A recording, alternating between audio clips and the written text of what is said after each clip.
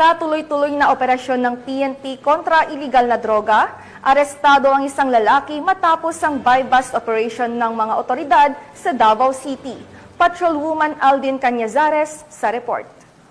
Arestado ang isang lalaki na kilala sa alias na Alomo sa ikinasang buy-bust operation ng mga tauhan ng Bahada Police Station sa ilalim ng pamumuno ni Police Major Mark Anthony Igos, Station Commander at pinangunahan ni Police Lieutenant Loreto Dalangin VIII noong Oktubre 17 taong kasalukuyan sa Block 3 Santa Cruz, Barangay Duterte, Davao City.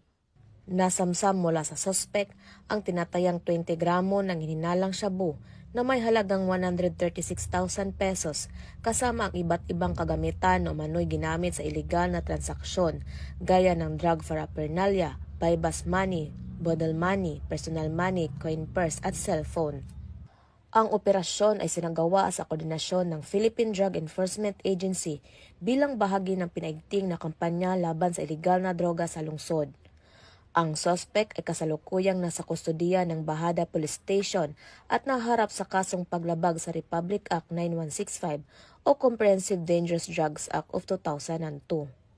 Muling pinatunayan ng matagumpay na operasyong ito ang matatag na paninindigan ng kapulisan sa Davao Region na wakasan ang bintahan ng pinagbabawal na gamot at tiyaking mananatiling ligtas at payapa ang mga komunidad.